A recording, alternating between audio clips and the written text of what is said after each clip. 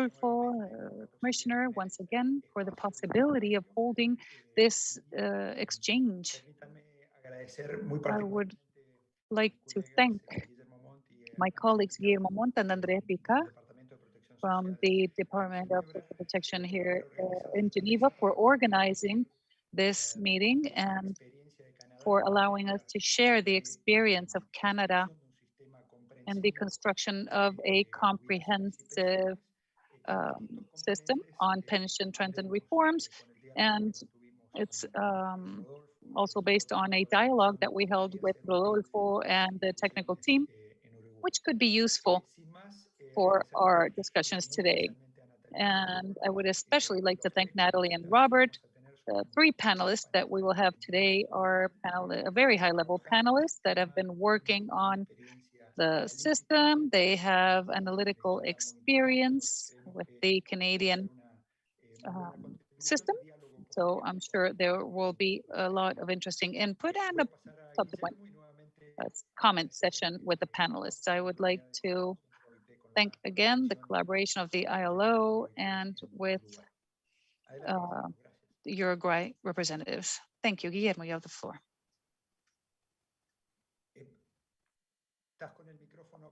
It seems that your microphone is muted. I was going to suggest that perhaps we should offer the floor first to Rodolfo and then introduce the panelists to begin. Thank you, Rodolfo. Thank you, Fabio. It is a pleasure always to count on the ILO's support for the Commission's work, and I would like to thank all our guests for being with us and because of all the cooperation that we've enjoyed. And I would like to express or reiterate our commitment to the ILO for these events, and this one specifically, where we have composed a team of 30 members with different political sectors, also civil organizations. And the first stage includes the law, the elaboration of a diagnosis of the current situation. And we are now moving on to the second stage, which is the presentation of recommendations. There's some international experience that we've decided to analyze in detail because for some reasons they have been deemed a reference or as success cases. And among them, we have the Canadian experience. So we'd especially like to thank the ILO for having organized this web seminar. And I would like to thank Natalie, Robert, and Andre for joining us today. And we will be attentive to your presentations and subsequent exchanges. Thank you, Rodolfo. I'd like to remind everyone present here today that Andre, Robert, and Natalie's presentations will be in English, and that for this purpose, we will have simultaneous interpreting. You will need to click on the globe that is at the bottom of the screen and then choose English or Spanish, the language of your choice. And we also have streaming on YouTube with 2 different channels. I would also like to say that we are live. What you see on the screen is everything we have active. When we begin with the presentations, I would like to ask that everyone turn off their screens so that we don't saturate the image that we are streaming live. I would like to begin by introducing our panelists. As Fabio said, we have very high-level guests today.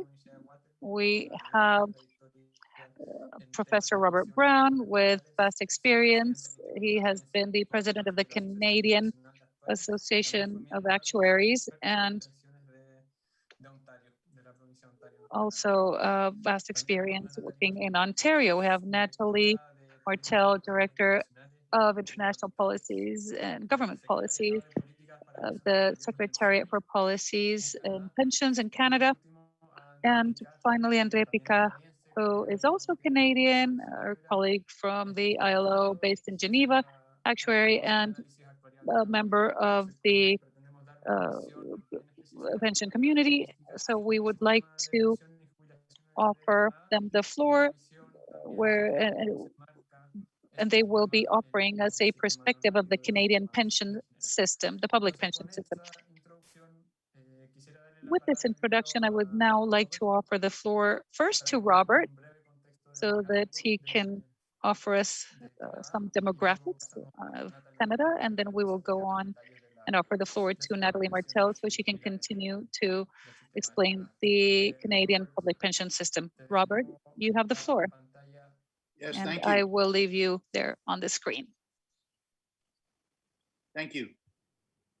I'm just getting this show up. Now I need to find share.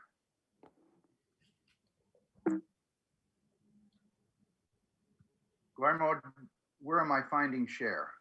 This is at the bottom of the screen in the center. This is in green. You will see if you move your cursor at the bottom of your screen, you will see in green share screen in the middle. Thank you.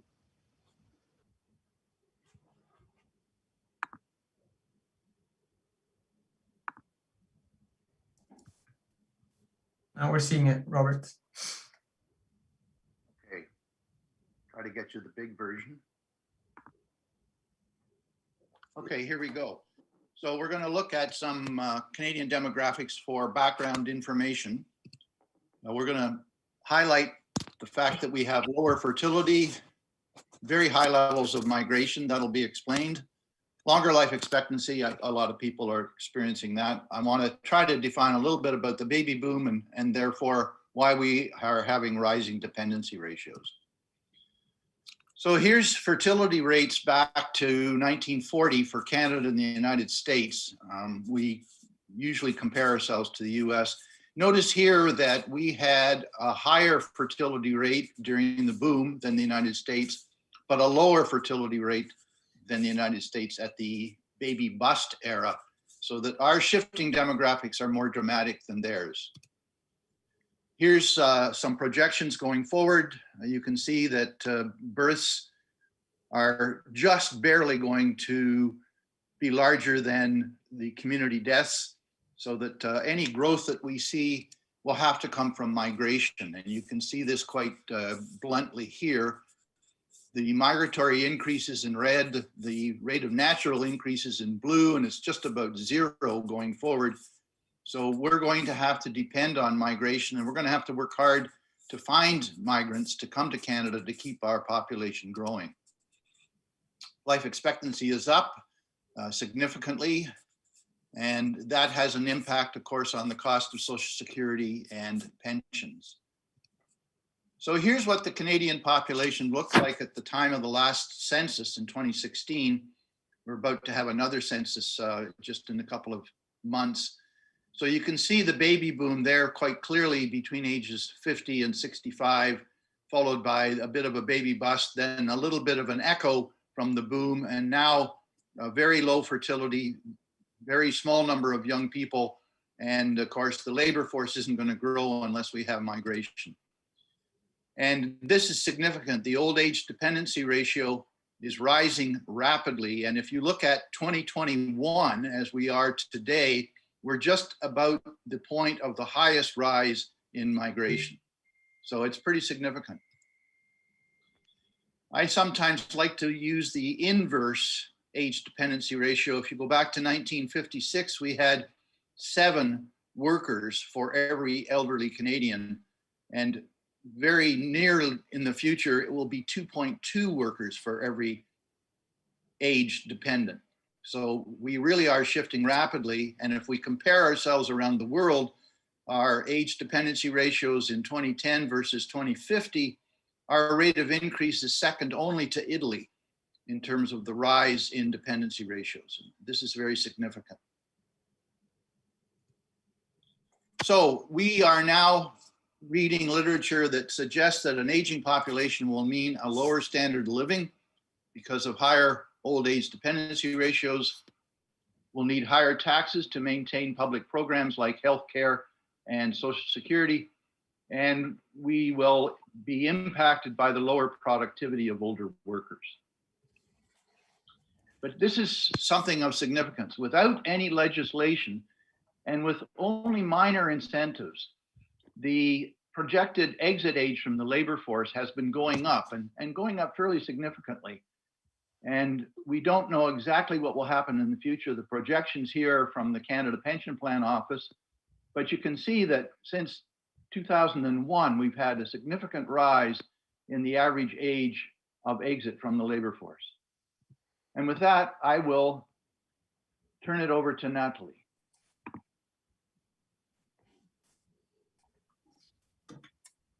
Natalie, you have the go ahead from Rob.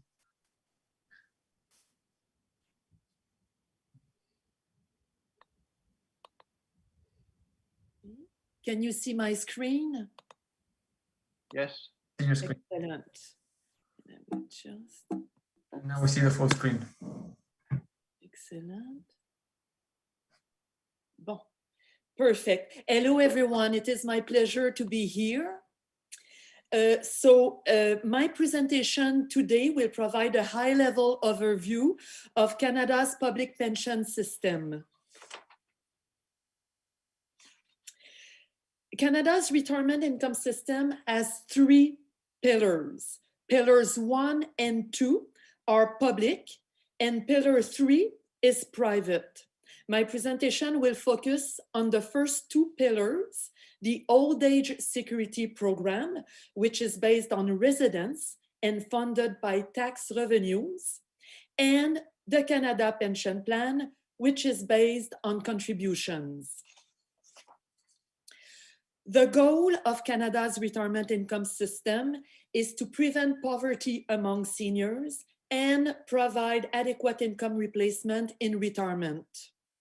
Most retired persons in Canada receive income from both public pillars.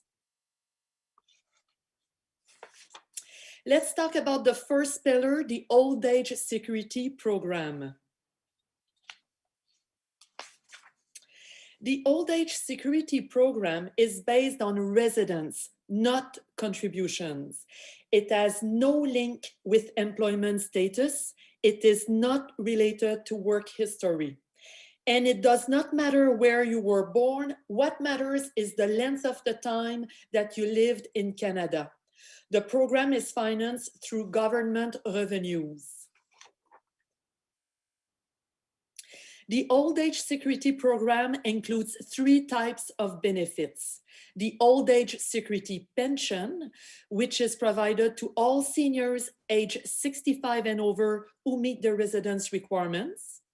The Guaranteed Income Supplement, which is provided to Old Age Security pensioners in low income.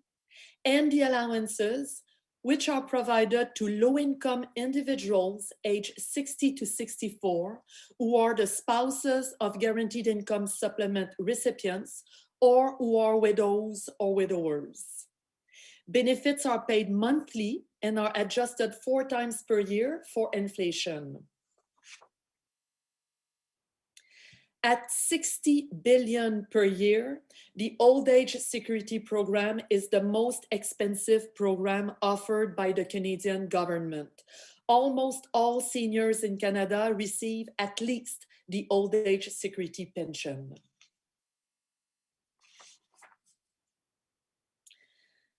Seniors can choose, the minimum age to receive the pension is 65, but seniors can choose to defer take-up of their pension by up to 5 years in exchange of a higher pension later, up to 36% by age 70.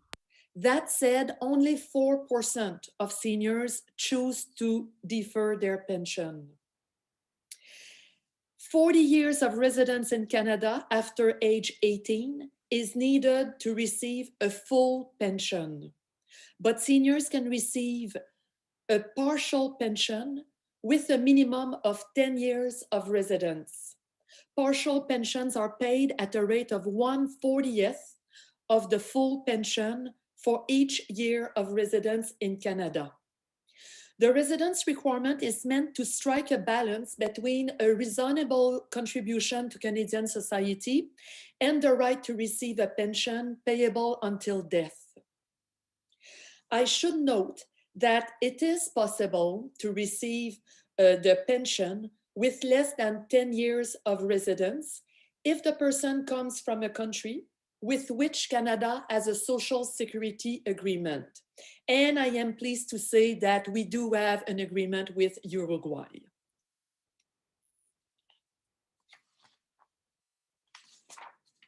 The Old Age Security Program includes supplementary benefits for low-income seniors and some near seniors. The main one is the Guaranteed Income Supplement, which provides additional income to seniors who have little or no income other than the Old Age Security Pension. The benefit is based on income, and in the case of couples, the combined income of both spouses. The Guaranteed Income Supplement is reduced by $1 for every $2 of income.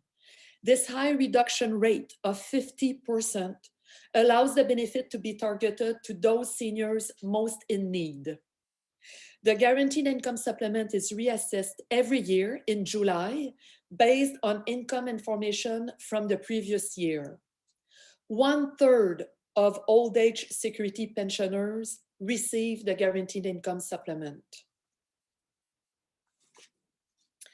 In 2011, the government increased the Guaranteed Income Supplement, but only for the lowest income seniors. We call this increase the Guaranteed Income Supplement top-up. The top-up is reduced at a rate of $1 for every $4 of income, in addition to the reduction of the basic Guaranteed Income Supplement. This means a total reduction rate of 75% for seniors in very low income. This chart illustrates the benefits for single senior across the income scale. You will notice the universality of the old age security pension and that the Guaranteed Income Supplement and the top-up phase out at relatively low income levels. I normally do not spend a lot of time on the allowances because very few people are eligible to these benefits. They are for low-income individuals between the ages of 60 to 64 who are either the spouse of Guaranteed Income Supplement recipients or who are widows or widowers. The allowances are often criticized for being unfair because low-income individuals aged 60 to 64 who have never married or are separated or divorced are not eligible. The old age security pension is taxable. In addition to regular income tax, it is subject to the old age security recovery tax. Higher income pensioners must repay 15 cents of the pension for each dollar of income above roughly $80,000. That said, only 7% of seniors are subject to the recovery tax. The Guaranteed Income Supplement and the allowances are not taxable. Instead, they are income tested. I should mention that we have a Guaranteed Income Supplement earnings exemption, which allow Guaranteed Income Supplement recipients who work to exempt a portion of their earnings from the calculation of their Guaranteed Income Supplement benefits. The purpose of the exemption is to reduce barriers to work for low-income seniors. The old age security pension can be paid outside of Canada if the pensioner has accumulated a minimum of 20 years of residence in Canada after the age of 18. On the other hand, the Guaranteed Income Supplement and the allowances are not payable to people residing outside Canada.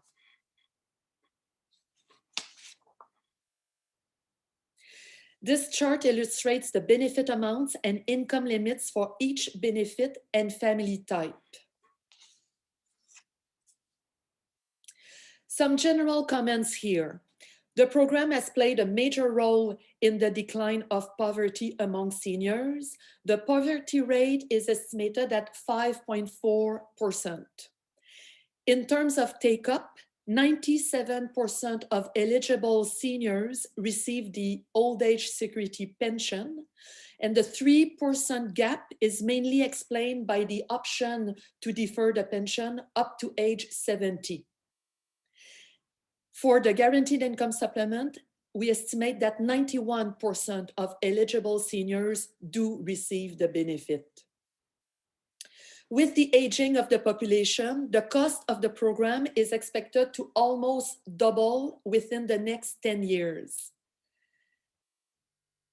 That being said, old age security expenditures represent 2.7% of gross domestic product. They are projected to reach 3.2% in 2030 before declining in the longer term. So the government is not worried about the cost of the program. In terms of recent changes, the previous government had announced an increase in the age of eligibility from 65 to 67, but the increase was cancelled by the current government, which was concerned about increasing the poverty rate among people aged 65 and 66. Given the incidence of poverty among seniors is mainly among those living alone, in 2016, the government significantly increased the guaranteed income supplement top-up for single seniors. A low-income person living alone now receives much more than a person in a couple. We have implemented automatic enrollment for the old age security pension and the guaranteed income supplement. This reduces the burden on seniors to complete a paper application and also reduces administrative costs for the government. About 50% of people turning 65 are enrolled automatically without having to apply. Last year, the government more than doubled the guaranteed income supplement earnings exemption. This reduced the barriers to work for low-income seniors. And finally, on Monday, the government announced that it will increase the old age security pension by 10% for seniors aged 75 and over.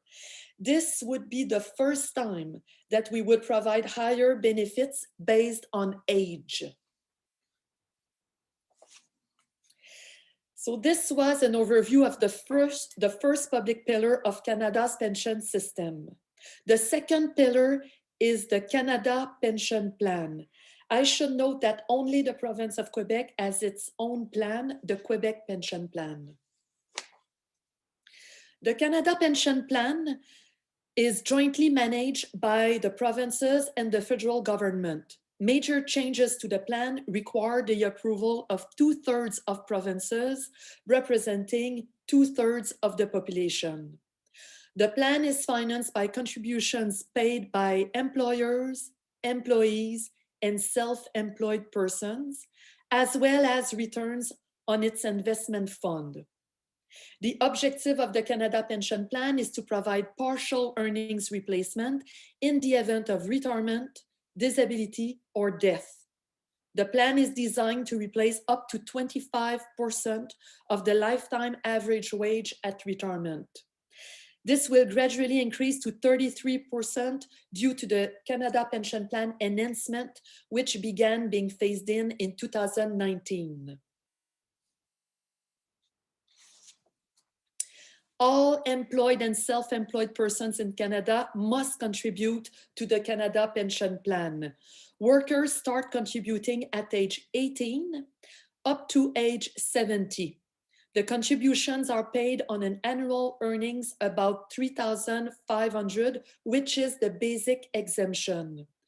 There is a ceiling on annual earnings that are covered by the plan and that are subject to contributions. The maximum pensionable earnings corresponds to the average annual wage across industries, which is currently about 61,600. The contribution rate is 10.9% of pensionable earnings.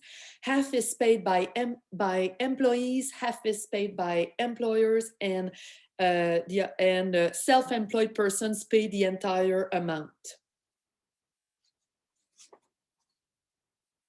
As I mentioned, the Canada Pension Plan is currently being enhanced to increase the replacement rate from 25% to 33%. The enhancement is being implemented over 7 years. In order to pay for these higher benefits, both the contribution rate and the maximum pensionable earnings are being increased. The enhancement of the Canada Pension Plan is in response to the diminishing role of the third pillar of Canada's retirement income system, which is the private pension savings. I will skip this slide. The money in the Canada Pension Plan is managed by an arm's-length Crown corporation called the Canada Pension Plan Investment Board. The Canada Pension Plan Fund is not a part of the government revenues, and the government cannot use this fund for any purposes other than paying Canada Pension Plan benefits and the administration of the plan. Also, the government does not have a say in how the fund is invested. I will just say a few words about the main benefit, the retirement pension. Only one contribution to the plan is required to qualify for benefits. The amount of the pension is equal to 25% of the average earnings over the course of the person's contributory period. And again, this will increase to 33%. To help workers increase their pension, the years with the lowest earnings are excluded from the calculation. 17% of the contributory period is excluded, which is about 8 years. Nathalie, I think you need to move one slide over. Oh, okay. And the years spent raising children under age... Oh. The other way. Thank you. Thank you. And the years spent raising children under age 7 can also be excluded from the calculation if this is advantageous to the person, of course.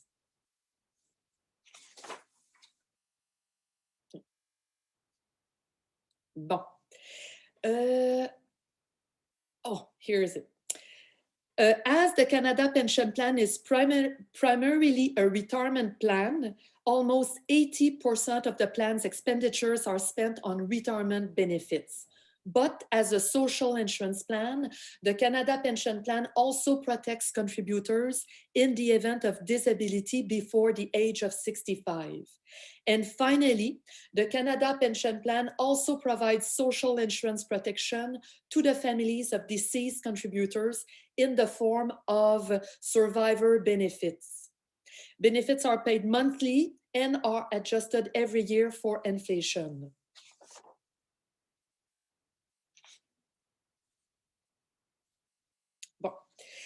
The standard age of retirement for the Canada Pension Plan is 65.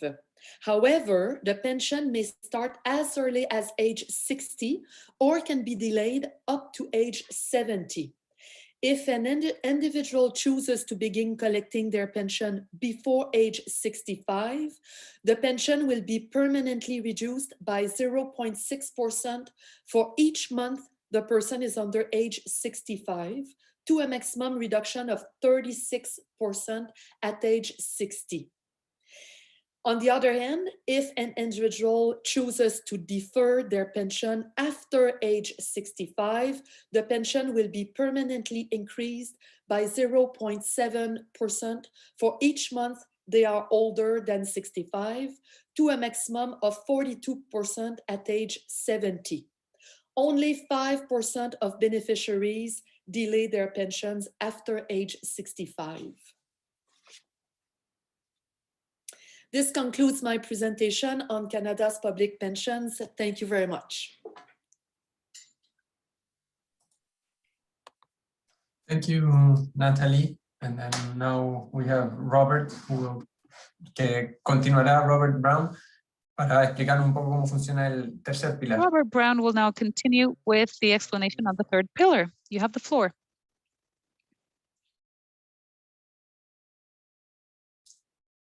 Creo que Robert está sin conexión.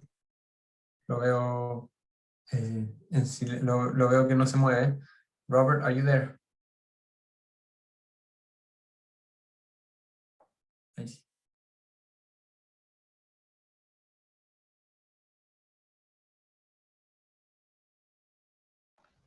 Don't forget to unmute. I was seeing your presentation, Robert.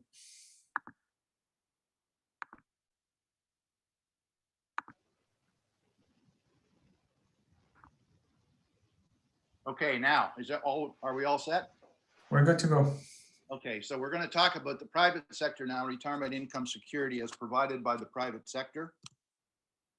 We'll talk about the existing pension landscape in Canada, and we have to admit that workplace DB plans are in decline. Why would that have happened?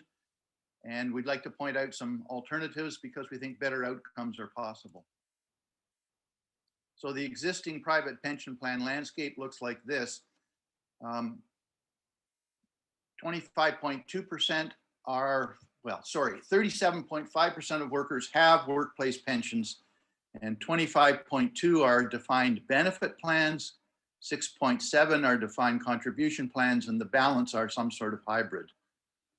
Notice that this coverage, which is now 37.5%, in 1977 was 52%. So that's quite a serious decline, mostly in small and medium-sized employers. But then we have this dichotomy that in the public sector, the coverage is 88% of workers, with 80% having defined benefit plans. But in the private sector, the coverage is only 23%. Out of that 23%, 9.5% are defined benefit plans, 7.5% are defined contribution, and 6% are other. And this is in fact leading to pension envy. There's a lot of people in the private sector saying, if I can't have a good pension plan, you shouldn't have one either. That is, workers in the public sector shouldn't have these really nice defined benefit plans when I really don't have much of anything. In terms of integration with the Canada-Quebec pension plan, we've pointed out in the previous presentation that the Canada-Quebec pension plans, Tier 1, pay a 25% pension after 39 years. This will be rising to 33%. But this stops at the year's maximum pensionable earnings, which is approximately the average industrial wage. So historically, a common integrated plan, that is a private sector workplace pension plan, would accrue 1.3% benefits up to the year's maximum pensionable earnings and 2% above that per year of service. So then when you integrated with the Canada pension plan, in total, you were getting about 2% per year of service between the combination of the Canada-Quebec pension plan and your workplace pension. But now that we're bringing in a Canada-Quebec pension plan Tier 2, many plans have worried about the redefinition of the year's maximum pensionable earnings and are now going to flat, constant accrual rates like 1.75%, 1.8%, with no integration with Canada pension plan at all. Why have workplace defined benefit plans declined? Well, there's a number of reasons. I list 4 here. Increased longevity, raising the cost. Low rates of investment return, raising the cost and increasing contribution rates. New accounting standards, including mark to market. So all of these have increased costs, increased contribution rates, but I think almost equally as important, they've increased volatility. And a lot of employers, they want to make widgets. They don't want to run a pension plan with all the volatility that is now entailed. So what has been the private sector response? Well, some companies have switched from DB to defined contribution plans, including something in Canada called Group Registered Retirement Savings Plans, which are just capital accumulation accounts. Or they've assisted their employees in setting up individual capital accumulation accounts. Or in a lot of instances, they've just done nothing. You just don't have pension anymore at work. Now I see, and a lot of Canadians see, significant troubles with individual capital accumulation plans. Again, because of increased longevity, the costs are rising, low rates of investment return, costs are rising. Volatility of investment returns is a problem. When you're an individual, you're not sharing that risk. We've had 2 market crises in the last 14 years, and life annuities, if you want to get rid of the life expectancy risk, are relatively expensive. If you want to, I will invite you to look into registered retirement savings plans on your own. They are tax incented. So I'll leave that to you. We also have something called tax-free savings accounts, which are used fairly liberally and have turned out to be fairly popular. The one thing you do find, though, if you dig into the data, people who have RRSPs or TFSAs also have pension plans, and they're sort of just piling up savings for retirement, and they're retiring very comfortably if they have all of these different plans. Now, here's the volatility that I talked about in the marketplace. If you are 100% in stocks, here's your replacement rate over a 40-year savings period. You can get rid of some of that volatility by switching to a mixed profile of stocks and bonds, or you could move to 100% bonds and almost get rid of all the volatility, and your outcome is guaranteed. Your outcome is you're going to be guaranteed to be poor in retirement. So this is what an individual faces when they take on the retirement variable. So you can get rid of some of this volatility by taking an investment manager, but that just shifts the risk to the expense risk. You're going to be paying for this management, and the management expense ratios can be 2 full percentage points, even up to 3 full percentage points, 300 basis points. And this has a huge impact on what you're going to get as a replacement rate. So if you have no management expenses, saving over a 40-year period of time of $10,000 a year would give you a replacement ratio of 90%, but that gets cut in half if you've got management expense ratios of 3%. So we think better outcomes are possible. What we're looking for is a plan that will have lower expenses per member, where you can leave the life expectancy risk to the plan, not leave it to the individual. The plan will have more infrastructure and private equity and less in short-term assets. And the bottom line here is this can only be done in a collective. You must do this collectively. An individual can't get these 4 results. It's impossible. So we've got some interesting things happening in Canada. We've got plans that now have cost of living adjustments that are contingent on the health of the funding of the plan.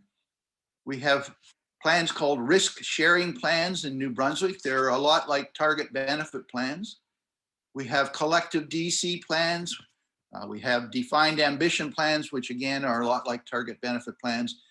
And then on the payout end, the University of British Columbia, just over in Vancouver, has a variable payout annuity that is variable both on the investment return, but also on the realized life expectancy versus the model life expectancy. So there's lots to look at. You can Google any of those, and there's lots of really good information.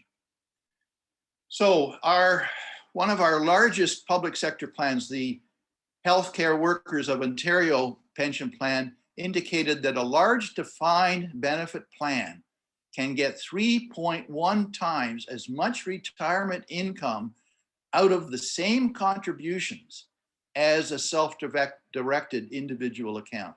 I mean, this is huge. And a large DB plan can carry the longevity risk with no benefit volatility. So what are we looking for? We're looking for plans that are large, assets greater than $1 billion, plans that are managed by an independent board of experts, plans that can be run economically and can buy alternative assets like infrastructure, plans that can carry the longevity risk. And finally, we are suggesting that laws and regulations should allow small and medium-sized employers to join a collective and get all of these plan advantages. So I'll turn it back now to Andre, who will take over and will be around for Q&A. Thank you very much. Thank you, Rob. Thank you very much. Now that we had two very good presentations on the first two pillars by Natalie and on the third pillar by Rob, I'll try to wrap around these two presentations by talking about, I will share my presentation. Just a second, screen one, share. And then I will do this.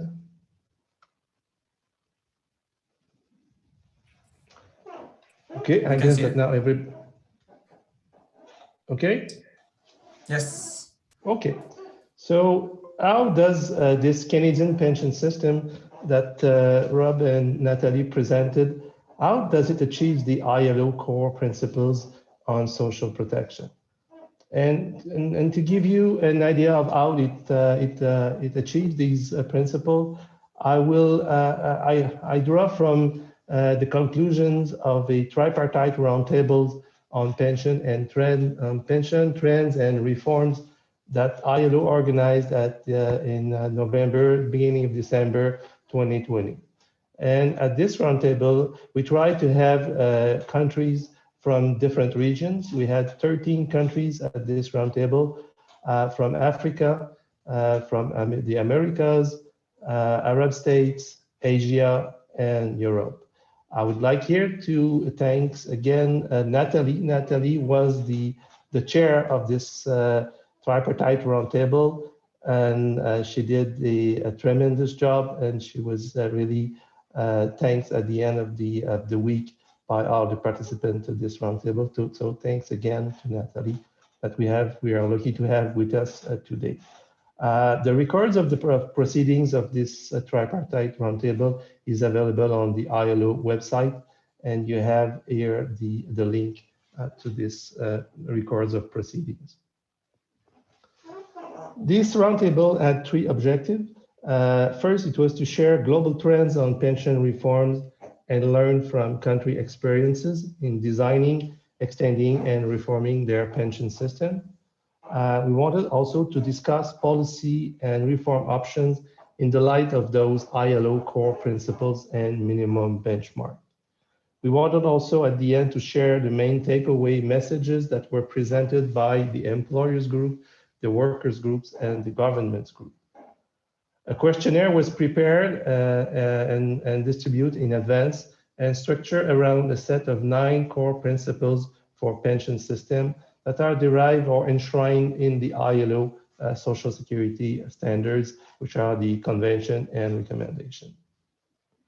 The objective of the questionnaire was to serve as a basis for the country presentations and a reflection on pension system achievement of the guiding principles. So what are these 9 core principles for pension system? The first one is the universality. So it is for the country to achieve progressive realization of universal coverage. The second one is that the pension system is that there is social solidarity and they are financed collectively. The third principle is the right to adequate and predictable benefits. The fourth one is the overall and primary responsibility of the state. The fifth one is non-discrimination, gender equality, and responsiveness to special needs.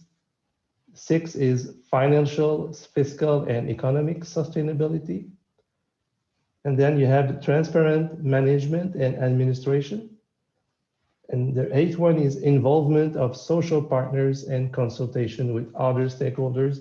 And finally, the 9th principle is periodic review of pension to match the evolution of the cost of living and level of earnings.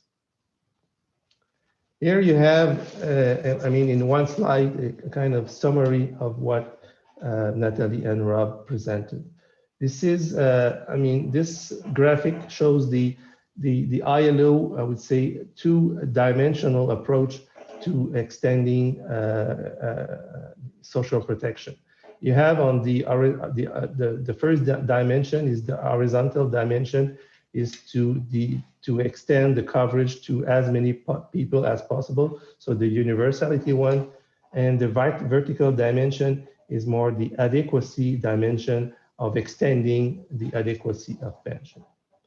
In Canada, in the Canada multi-pillar system, we've seen that we have 97% of senior people that receive the old age security pension.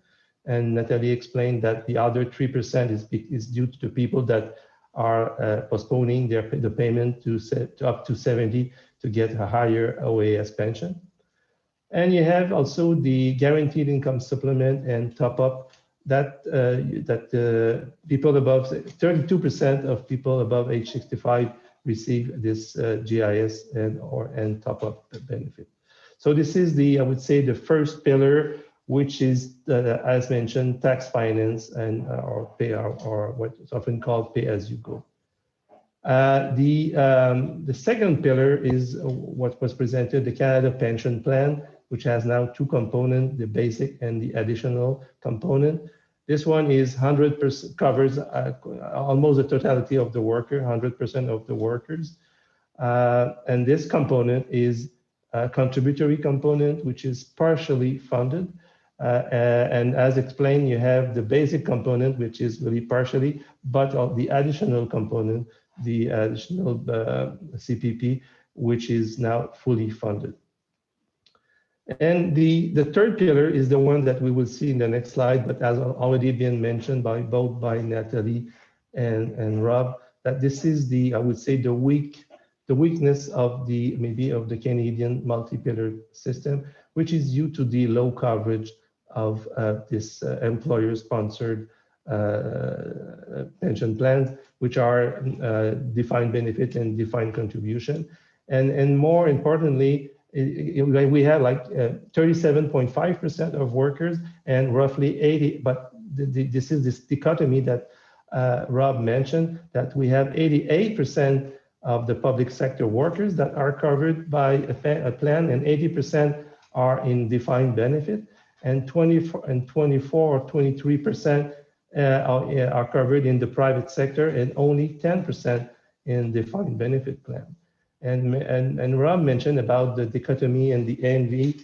I could mention, I remember very well, there was a member of a large city in Canada that was saying that he was not comfortable to ask to his taxpayer to increase the tax of his taxpayer in order to pay for the deficit of the very generous defined benefit scheme, while most of those taxpayers were not benefiting from this kind of very generous defined benefit scheme. So this is a big problem, and this has been raised also in the roundtable by the tripartite stakeholders. Yeah. So on the next slide now, we'll get into the answers or the assessment of each of the group of how the Canadian system achieves the ILO principles. First, the government assessment of how the Canadian pension systems achieve the ILO principles. The Canadian government, and here it was presented by Nathalie, but I assume that Nathalie has consulted other members of government before giving this assessment, presenting this assessment. The Canadian government believes that the systems fully or mostly achieves the principle 1 to 7 and 9 of the ILO principle. First, because, as we mentioned, 97% of Canadian seniors receive the old age security pension, and 100% of workers are covered by the CPP. The second principle on solidarity and social solidarity in financing, the OAS is tax financed, and the income tax system in Canada is a progressive one, so there's a good distribution. The Canada Pension Plan is collectively financed by employers and workers and includes some redistributive provisions, for example, for period of disability, period of child rearing, period of low or zero earnings that are excluded in order to improve the calculation of the pension. On the principle of a right to an adequate and predictable benefit, I mean, the old age security replaced 13% of national average wage, the old age security pension, and the supplement, the income test supplement, can increase the replacement rate of low-income seniors to, in some case, over 100%. The Canada Pension Plan replaces 25% that will gradually increase to 33%. And well, as mentioned, the poverty rate of senior is 5.4, which is lower than for the general population. So that was another reason why government believes that this principle is achieved. The fourth principle on the overall and primary responsibility of the state, as mentioned, the responsibility is shared between the federal and provinces. On the fifth principle of non-discrimination, gender equality, and responsiveness to special needs, the responsibility is shared by the federal and provinces governments, and on the equality, on the fifth principle on non-discrimination, there is equality of treatment that is ensured under the provision of the OAS and CPP, and there are special provision, as mentioned, for those with disability period.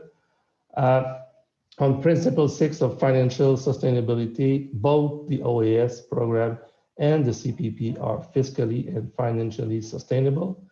On the principle 7 of transparency, all reports prepared by the Office of the Chief Actuary and CPP Investment Board are public and available. And on the principle 9 of periodic revision to keep up with inflation, both the benefit paid by OAS and CPP are adjusted to CPI. On the question, on the principle 8, which is one that the government assessment is that it is only partially achieved, is that the consultation with trade union, interest group, and individuals are limited. These groups are only provided the opportunity to voice their concern to parliamentarians regarding substantial change to the OAS and CPP during the legislative approval process. To the question, what could be done to strengthen the pension system? Answers from the government is that the system depends heavily on private savings to generate the retirement income of most Canadians. Over the years, there was a general erosion of employer-sponsored pension plan. It was shown by Rob that it decreased from 52 to 37.5% of workers that are covered, and there are insufficient retirement savings. In fact, this is a point that was mentioned also by Rob. If the other 63% that were not covered by an employer-sponsored plan was savings under the tax incentive program, like the registered retirement savings plan and the tax-free savings account, if this is 67% that we're saving in this to compensate the fact that they don't have an employer-sponsored pension plan, that could be at least partly solve the problem. But as mentioned by Rob, this is mostly those who already benefit from an employer-sponsored plan that are also saving in these individual savings plan. And another way also to strengthen the pension system is to enhance pension and private savings. This is a good wish, but I mean, we need to find ways to do it. And make sure that all seniors receive the benefits to which they are entitled, and also strengthening financial literacy to help Canadians make informed decisions about their retirement. So that was the assessment of the government. Now, what is the workers' assessment of the of the ILO principle of the Canadian system. So as one could expect, it is less optimistic than the view of the government. The workers believe that the system fully or mostly achieved principles 1 to 6. The first two pillars of the system provide nearly universal coverage, predictable benefit, and basic protection against poverty. Pillars 1 and 2 are financed collectively, and a new world solidaristically, albeit at a comparatively low level. The system is fiscally sustainable over the long run. The state, the government, has clearly a clear primary and overall responsibility for pillars 1 and 2, and benefit recognize and partially responds to discrimination and special needs. However, the workers' assessment is that the system does not achieve or only partially achieve the principles 7 to 9. On principle 7, transparency, and 8, involvement of social partners, they mentioned that the government would benefit from working more closely with the social partner, especially for the Canada pension plan. And this is particularly the case with respect to indexation mechanisms and realities of workers in non-standard form of work. As mentioned previously, the most important deficiency is the third pillar. It does not allow Canadians to save enough to reach needed level of saving, especially those with earnings between half and twice the average wage. The workers with earnings below half the average wage are very well served by the first two pillars, but those between half and twice the average wage, they need the third pillar. And as we saw, there's a very low percentage of these workers that are in these employer-sponsored plans. The most important cause limiting the coverage and sufficiency of contributions. The third pillar plans are not mandatory. There is a growing gap between public and private sector coverage, which is eroding social solidarity. For the workers with their workplace pension plans, we've seen benefits that are increasingly inadequate and unpredictable. There is a large shift from defined benefit to defined contribution schemes. The governments encourage retirement savings. Another comment that government encourage retirement savings with tax incentive. In the RRSP, there is a tax deduction and not direct contribution. And that benefits disproportionately the higher income and the wealthy Canadian. So the workers mentioned that a method where the government would pay a matching contribution or kind of a tax credit instead of a tax exemption would be more favorable for middle-class employees. And also they mentioned that the third pillar is inadequate for workers in small companies and workers in non-standard forms of work. To the question, what could be done to strengthen the pension system? First, better index pillar 1 benefit to reflect partially or fully the growth of average wage. This is one of the reasons why a few years ago, the old age security pension was replacing approximately 15% of the average wage. But since this benefit is indexed only to inflation and average wage have increased at a higher pace, now it's only replacing approximately 13%. Another way to strengthen the system would be to increase transparency, accountability, and participation of the social partners in the administration and oversights of pillars 1 and 2. They are suggesting either to address the pillar 3 weaknesses by further enhancing pillar 2 pensions, or making the employers and employees' participation and contribution in workers' pension plans mandatory. Finally, they suggest that the Government of Canada should ratify ILO Convention 102 and ILO Convention 128. Finally, the employer's assessment of the achievement of ILO principles.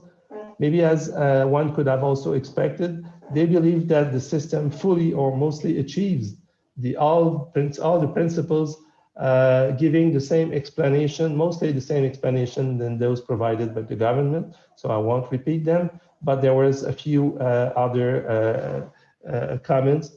First, on the third principles, they were mentioning that according to academic studies, 84% of Canadian households were prepared for retirement. The average preparation index is 117%, meaning that households would replace 17% of their pre-retirement consumption.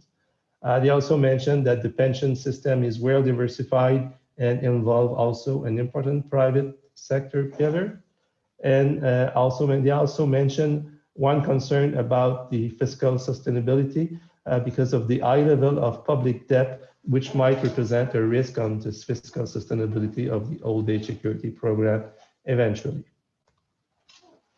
To the question, what could be done to strengthen the pension system? They have mentioned quite a number of them.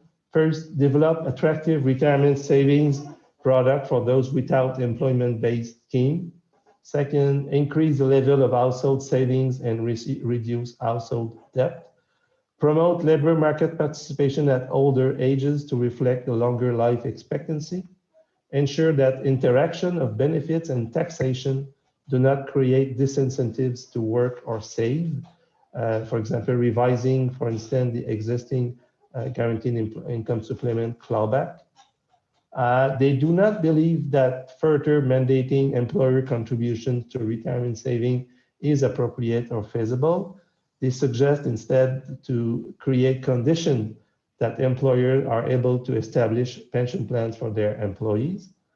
They also mentioned promoting financial education and literacy on the importance of retirement savings. And then also improving outcomes for those in capital accumulation plan by addressing fees, portability, decumulation solutions, and innovation on protecting for longevity. Finally, they also suggested looking at additional ways to improve the old age security and Canada pension plan, like deferring the commencement of benefit up to age 75 rather than 70, with appropriate increase in pension, and putting in place conditions and regulations for innovative pension plans like risk sharing and target benefit plans. Rob mentioned a number of others innovative pension plans. But just to come back on increasing benefit, the deferring the commencement of benefits up to age 75, that would allow those who are in defined contribution plans to use all their defined contribution savings in that period of time and delay the defined benefit ones from the old age security and the pension plan to age 75. So they would have kind of a more fixed time so that instead of buying annuities, expensive annuities from insurance company, then they could spend their defined contribution and get a higher pension, increased pension at age 75. So that's all I had to say. So I'll turn the floor to Guillermo or Fabio, I don't know. Thank you, Andre. I'll take the floor. Maybe you can stop sharing. Yeah. There we go. There we go. Gracias, André, Rob, Natalie. Ha sido Thank you to Andre, Rob, Natalie. It's been very interesting. We've heard since the first time we met that Canada is one of the pension systems that receives less merits than it truly deserves. It is balanced, it addresses risks. And in this tripartite round, we have seen that there are several principles of the ILO that are met. At an international level, we see less of that standard or appreciation. And I am left with several interesting ideas. I liked the notion of this automatic link with the work or labor barriers and pensions that are proportional to people's behavior. And it makes me feel that many of these policies are designed thinking of the beneficiaries and not closed systems. I'm also interested in the weaknesses of the third pillar, all the inequalities that may appear and that this idea that the model of the third pillar is slowly phasing out, it would seem. And I also liked the idea of the investment mechanisms of the Canada pension plan that allows investing in infrastructure and other long-term instruments, which we are not used to seeing in other countries where investment is directly in the financial sector.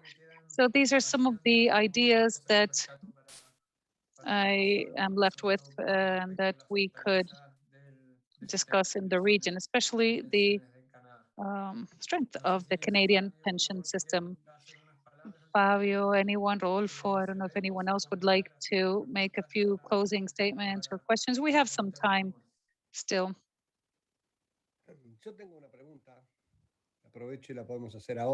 I have a question. I can ask it now. It has to do with the characteristics of the income test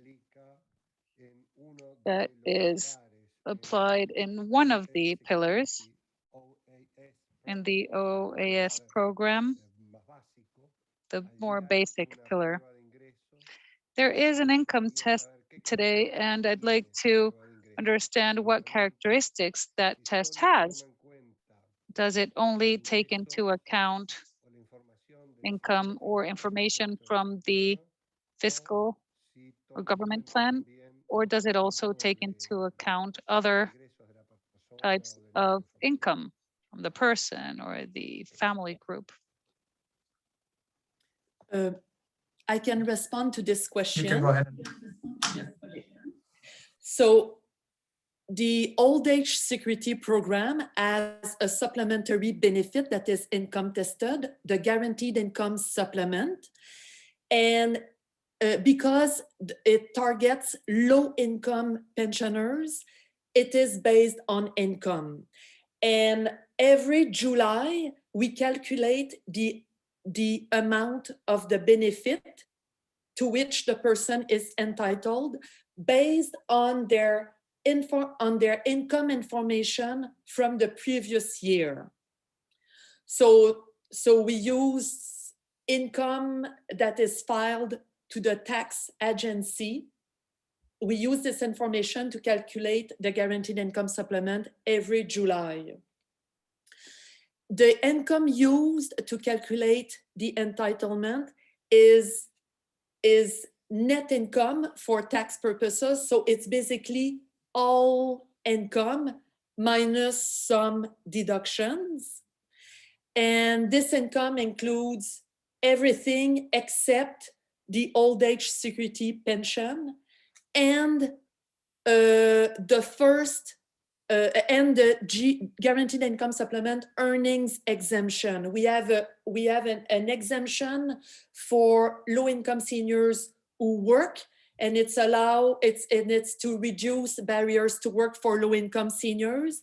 And the exemption is equal to 5,000 of earnings, so either employment or self-employment income, plus 50% of the additional $5,000 above the first 5,000. So an earnings exemption of 5,000 plus 50% of whatever they earn between 5,000 and 10,000. So we do not take those earnings into account when we calculate the guaranteed income supplement. And apart from it, we take all other sources of income into account. If I may, Natalie, am I right to say that you also don't take into account income that comes from tax-free savings account? Yes, because, yeah, good point, André. The interest accrued on tax-free saving accounts are not added to net income for tax purposes. Therefore, they are not taken into account for the purposes of calculating the guaranteed income supplement. Muchas gracias, Natalie. De nada. Thank you, Natalie. You're welcome.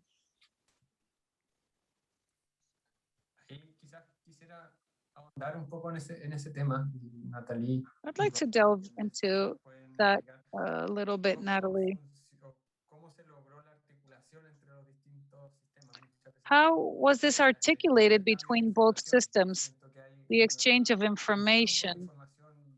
There is a very specific information flow, it seems, between the tax and pension systems and the different components. Was it built in a harmonic manner? How were they integrated, all these pillars, all this information? Okay. Just to make sure that I understand your question clearly, are you talking about the income information that we receive from the Canada Revenue Agency, the tax administration, in order to calculate the guaranteed income supplement? Yes, exactly. Okay.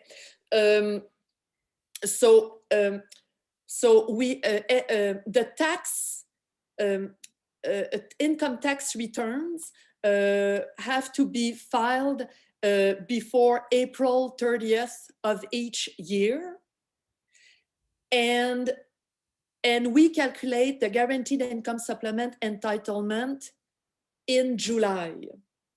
So the payment cycle for the guaranteed income supplement runs from July to June of each year. So in July 2021, we will use the income information for the 2020 calendar year to assess entitlement for the guaranteed income supplement. And because people have until April 30th to file their income tax return, we receive the information from the Canada Revenue Agency in the spring, mostly between during May and June. We start receiving information earlier than that for people who file their income tax before the deadline of April 30th, but it's mostly in the spring that we receive the tax information. And if people did not file their income tax on time, there is a risk that their guaranteed income supplement will be stopped until we receive their income information. Otherwise, we don't know if they remain entitled for the new payment cycle.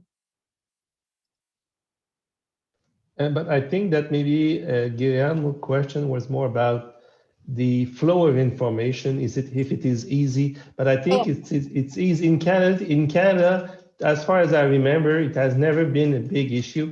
Maybe Rob, which is there since longer than me, he can tell if it was an issue if we go back later. But to me, it has never been an issue. I haven't heard it being an issue. I really wanted to turn back to Natalie on this. She's much closer to it than I.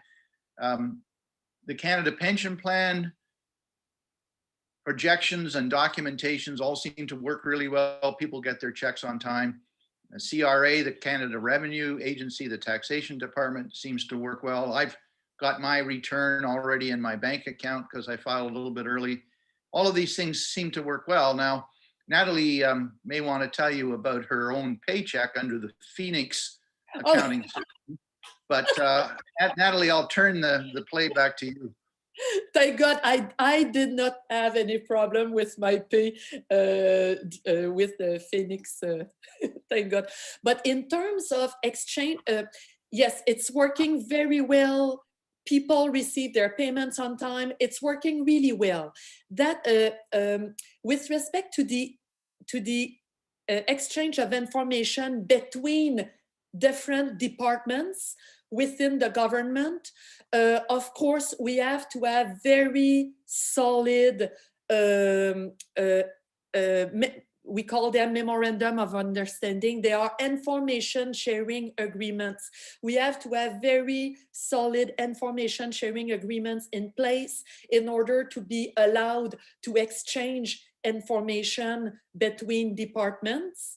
And those exchange of information must also be authorized by a legislation. But the Income Tax Act does authorize the sharing of data from the Canada Revenue Agency to our department in order to administer the old age security program and the Canada pension plan.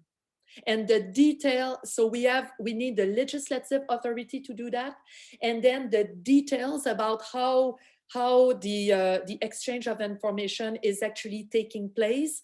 Those details are set out in those agreements. And we go through like privacy commissioner and etc. We go through many approval steps to make sure that the information of people is well protected.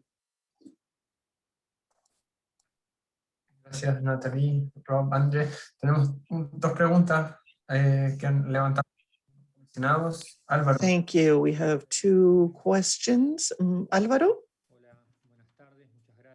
Thank you very much. Thank you for the presentations. They're very interesting. Once again, I'd like to ask about the GIS and this basic supplement to see if I've understood correctly how it works.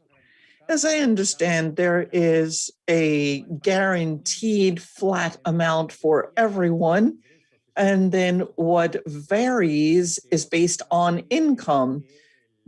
And I want to see if I've understood that correctly, because the other is the target income that you're trying to reach could then depend on how much a person had accumulated.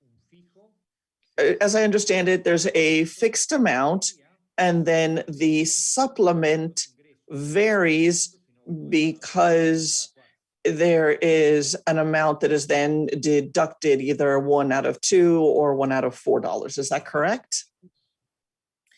It's correct. You have understood clearly. So everybody who has a minimum, who spent a minimum time in Canada is entitled to the flat old age security pension. Regardless of their income, they receive the same amount. That said, the pension is subject to a recovery tax, but at very high income levels. I will not talk too much about that. So there is the flat old age security pension, and on top of it, 1/3 of people who receive the pension, 1/3 of them have an income that is sufficiently low to be entitled to the guaranteed income supplement. And the guaranteed income supplement is reduced at a rate of 50%.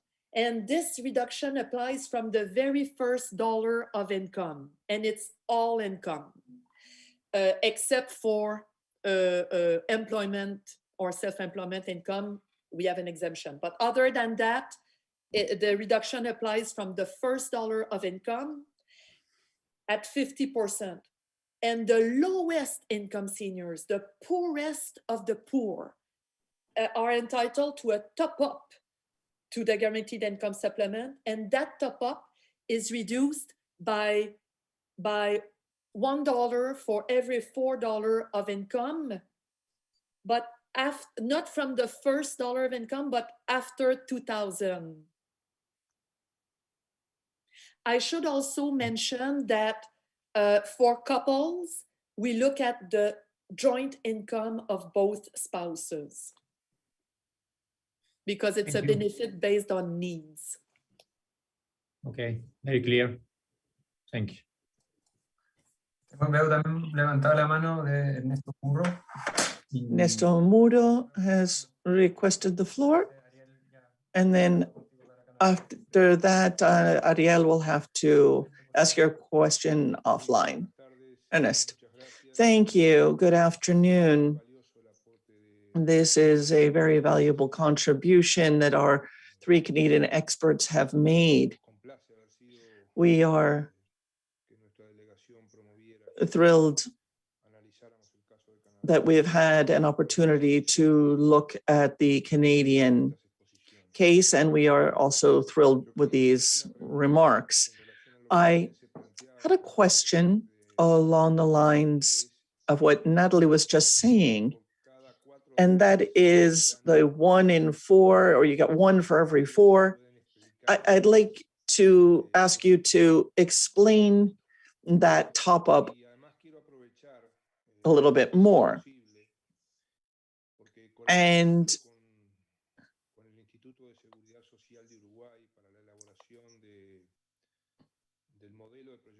in the drafting of the current actuarial system, Gilles Vinette, Canadian colleague, we made tremendous contributions. I don't know if you know Gilles, but if you do, we thank him for those contributions.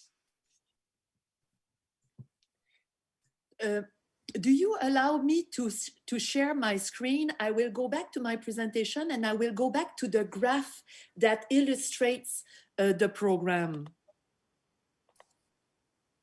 You can share screen. Yeah, go ahead. Okay. Oh, it didn't work. Just a moment. Oh, okay. Fait que là, let me, oops. Sorry, let me just figure out, oops. Sorry about the delay. Oh, I don't know how to,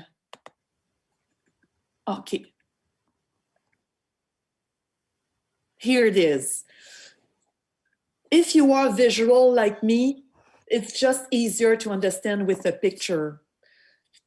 So the x-axis is the income and the y-axis is the old age security benefits, the old age security pension plus the guaranteed income supplement and its top up. So at the base, we can see that the old age security pension is the same throughout the income scale.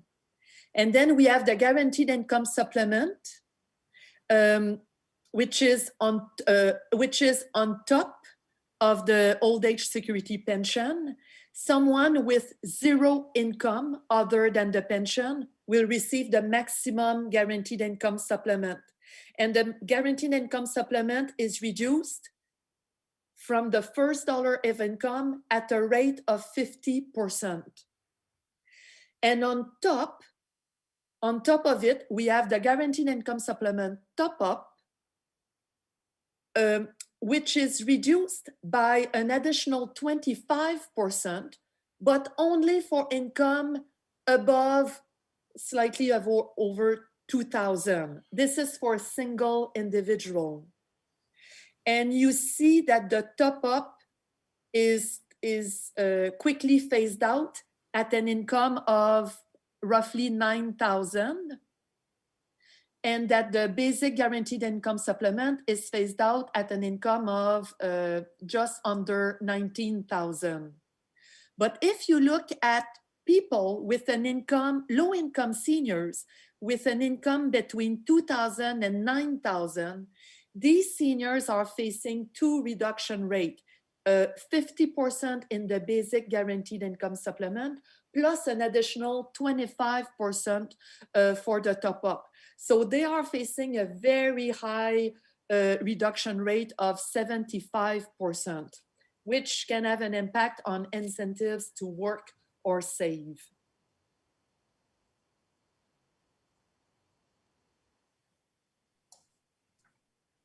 Gracias, Natalie. Aprovecho de... Thank you, Natalie.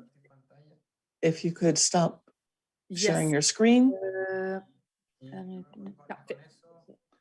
And on that note, I would like to thank Andre, Robert, and Rodolfo for collaborating with the Commission and the team behind this, of course, making this all possible from the Commission, but also the ILO, Mario, Luisa, Melissa, the interpreters. I apologize, I make their lives difficult because I speak very quickly and have a very weak internet signal. And with that, we can conclude our live seminar.